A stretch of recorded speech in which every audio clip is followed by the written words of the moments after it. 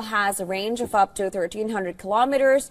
Now, speaking to Iranian state TV after unveiling the ballistic missile, Defense Minister Nazizadeh warned that Tehran will hit U.S. bases in the region if a war is imposed on Iran. If we are attacked, if a war is imposed on us, we will give a powerful response. We will attack their interests, their bases, without any reservations or limitations. We have no hostility towards neighboring countries. They are our brothers, but American bases are our targets. Amidst rising tensions and delay in the next round of talks, U.S. President Donald Trump has said that the goal of the negotiations with Iran is to achieve the full dismantlement of Tehran's nuclear program. The statement assumes significance as it is the first time that Trump has outlined the ambitious goal since nuclear talks began with Iran.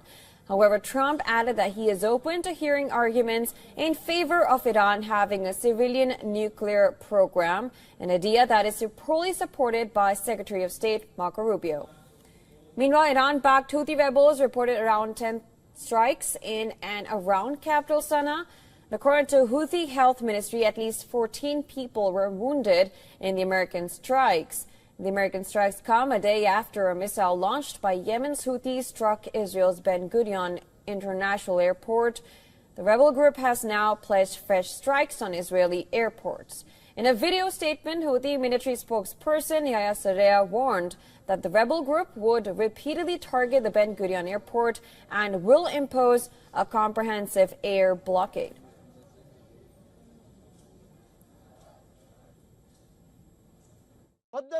The Yemeni armed forces announced that they will work to impose a comprehensive air blockade on the Israeli enemy by repeatedly targeting airports, most notably Lod Airport, known in Israel as Ben Gurion Airport. Following threats from the Houthis, major airlines including German carrier Lufthansa, France's Air France, U.S. carrier Delta and Hungary's Wizz Air have cancelled their scheduled flights to Tel Aviv. Israeli Prime Minister Benjamin Netanyahu has vowed to respond to the Houthis and its patron Iran for the missile attack. Speaking alongside Cyprus President, Netanyahu warned that Israel will take strong action and give Iran a due warning. As far as the trade routes, obviously we're being challenged. The whole world is being challenged by the Houthis, including in the dastardly attack they did today near Ben Gurion Airport. We will not tolerate it. Responding to Netanyahu's threat, Iran's Defense Minister Aziz Nasrizadeh said that Tehran will strike back if attacked by U.S. or Israel. In an interview to Iranian state TV, Nasrizadeh warned that Iran will target Israeli and American interests wherever they may be. Meanwhile, at least 19 people were killed in 2 Israeli strikes on Monday. According to Gaza's Civil Defense Agency, an Israeli strike on 3 apartments in northwest Gaza killed 15 people, mostly women and children. One in Beit Lahiya, 4 people were killed in an Israeli strike on a house.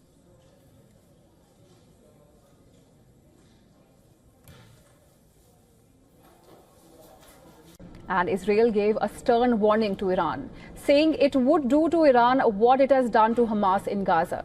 Well, this after Iran-backed Houthi rebels attacked its airport. Defense Minister Israel Katz has warned Iranian leaders against financing, arming and exploiting the Houthi terrorist organization. Katz added that Israel would do to Tehran what it has done to Hezbollah in Beirut, to Hamas in Gaza and Assad in Damascus.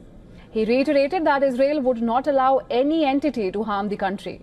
Reacting to Israel's threat, Iran's Revolutionary Guards chief Hossein Salami said any attack by the U.S. or Israel would open the gates to hell.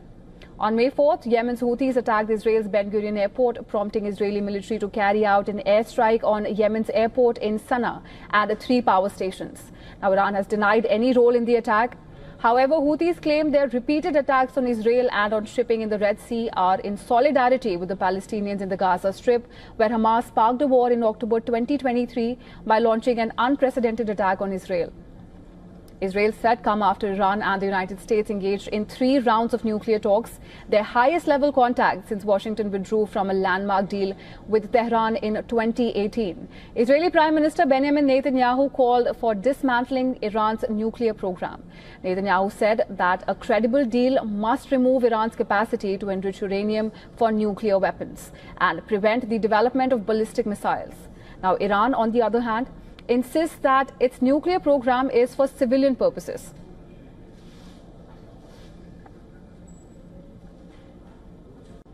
Now let's shift our focus to West Asia, where Israel gave a stern warning to Iran, saying it would do to Iran what it has done to Hamas in Gaza. Now this after Iran-backed Houthi rebels attacked its airport. Defense Minister Israel Katz warned Iranian leaders against financing, arming and exploiting the Houthi terrorist organization. Katz added that Israel would do to Tehran what it has done to Hezbollah in Beirut, to Hamas in Gaza and Assad in Damascus. He reiterated that Israel would not allow any entity to harm the country. Now, reacting to Israel's threat, Iran's Revolutionary Guards Chief Hossein Salami said any attack by the United States or Israel would open the gates of hell. On May 4th, Yemen's Houthis attacked Israel's Ben Gurion airport, prompting Israeli military to carry out an airstrike on Yemen's airport in Sana'a and 3 power stations. While Iran has denied any role in the attack, Houthis claim that their repeated attacks on Israel and on the shipping in the Red Sea are in solidarity with the Palestinians in the Gaza Strip, where Hamas sparked a war in October 2023 by launching an unprecedented attack on Israel. Israel's threats come after Iran and the United States engaged in 3 rounds of nuclear talks, which is their highest level contact since Washington withdrew from a landmark deal with Tehran in 2018. Israeli Prime Minister Benjamin Netanyahu called for dismantling Iran's nuclear program. Netanyahu said that a credible deal must remove Iran's capacity to enrich uranium for nuclear weapons and prevent the development of ballistic missiles, while Iran, on the other hand, insists that its nuclear program is for civilian purposes. The U.S. Secretary of State Marco Rubio has said that the Syrian Transitional Authority may be just weeks away from collapse, raising the specter of renewed full-scale civil war. And Rubio also addressed the increasingly complex nuclear negotiations with Iran, cautioning lawmakers that any deal would not be easy. He said the Trump administration is offering Iran a pathway to prosperity in exchange for giving up uranium enrichment and limiting its nuclear ambitions to peaceful energy use. Our hope is that we can encourage them to show them a path towards prosperity and peace that allow them to develop their economy, that allow them, if they want, to have a civil nuclear energy program like other countries around the world have without enrichment. And it's our hope we can encourage them in that direction. The president has been very clear, and I won't elaborate any further, that they are never going to get a nuclear weapon. That is not going to happen. But I much prefer, and I would venture to guess all of you would much prefer, if we could reach an arrangement where they agree to this off-ramp, to this pathway towards prosperity and peace, as opposed to the road they have been on for the last 20 years. And it will not be easy, but that's the process we're engaged in now. Now, Rubio's statement comes just hours earlier. Iran's Supreme Leader, Ayatollah Ali Khamenei, struck a defiant tone, saying talks with Washington are unlikely to yield results and warning that denying Iran's right to enrich uranium is, and I'm quoting here, a big mistake. Now, Iran is currently enriching uranium at 60% purity. That is well above the 2015 nuclear deal limit and edging closer to weapons-grade levels. Meanwhile, Supreme Leader Khamenei's top advisor, Ali Shamkhani, speaking to NBC News, said Tehran was ready to sign a nuclear deal with the U.S. under certain conditions in return for lifting of economic sanctions. He said Iran will commit that it won't build nuclear weapons, get rid of its enriched uranium, will enrich uranium for only civilian use, and let international inspectors monitor everything if all economic sanctions are lifted immediately. The U.S. and Iran have held 4 rounds of back-channel negotiations in Oman since April, with another round expected soon. While both sides have signaled cautious optimism, tensions do remain high, and the clock is ticking. Now, Iran has said that it has not received any written proposal in negotiations with the United States about its nuclear program. This after the US President Donald Trump claimed that the Iranians do have a proposal. Hours after Trump's remarks, Iranian Foreign Minister Abbas Araghchi said on a post on X that Iran has not received any written proposal from the United States directly or indirectly. He added that an agreement can be reached if Washington lifts sanctions and respects, I'm quoting here, our rights, including to enrich uranium. Araghchi said there is no scenario in which Iran will abandon its hard-earned right to enrichment for peaceful purposes. Earlier, Trump told reporters aboard Air Force One after departing the United Arab Emirates that Iran had a US proposal about its nuclear program. He also threatened that Tehran needs to move quickly to resolve a decades-long dispute or something bad is going to happen. On Iran, has the U.S. given them a formal proposal? Has Steve Witkoff handed that over? Yeah, they have a proposal, but more importantly, they know they have to move quickly. Something bad's going to happen. Thank you very much. How's Tiffany doing? Later, Trump reiterated in an interview with Fox News that a new nuclear deal with Iran is close. So many Iranians from New York, from Washington, from different places. These are great people. You know, you have to view them as people. And I don't want it to be a violent thing, but they're not going to have a nuclear weapon. But you said it was close the other day. You said it was close to a deal. I think it's close. I think, so does that mean that they're going to enrich at any level, like a civilian level? No, I think they want to make a deal.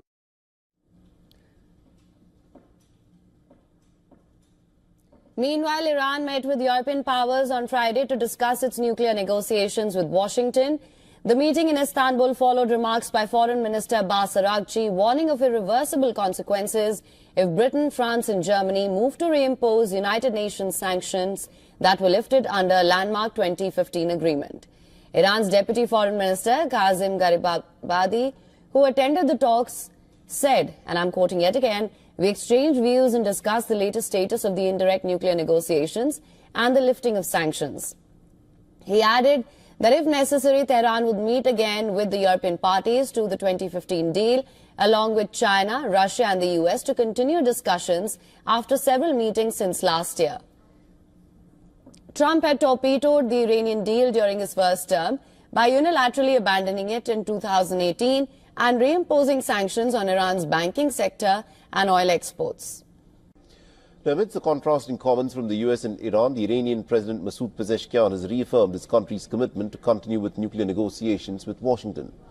Now, speaking at a naval ceremony in Tehran, Pezeshkian in fact accused the US President Donald Trump of sending mixed signals, calling for peace while also issuing threats. He emphasized that while Iran is open to dialogue, it will not bow down to pressure or intimidation. What Trump did in his visit to the region, saying things no one other than himself would believe, threatening us. On the one hand, he speaks of peace, and on the other, he threatens with the most advanced tools of mass killing. Which should we believe from this president, his message of peace or his message of slaughter? The remarks come as the latest round of nuclear talks ended in Oman without a clear path forward. Iran maintains that its nuclear program is actually for peaceful purposes, while the US has expressed concerns about uranium enrichment and regional stability. Meanwhile, Iran's Supreme Leader Ayatollah Ali Khamenei has doubled down on anti-American rhetoric, declaring that the US forces must and will leave the region. The war of words has come after the American President Donald Trump said that Iran had a US proposal about its nuclear program. He also threatened that Tehran needs to move quickly to resolve a decades-long dispute, or something bad is bound to happen. On Iran, has the U.S. given them a formal proposal? Has Steve Witkoff handed that over? Yeah, they have a proposal, but more importantly, they know they have to move quickly. Something bad's going to happen. Thank you very much. How's Tiffany doing? Trump had torpedoed the Iranian deal in his first term by unilaterally abandoning it in 2018 and reimposing sanctions on Iran's banking sector and oil exports.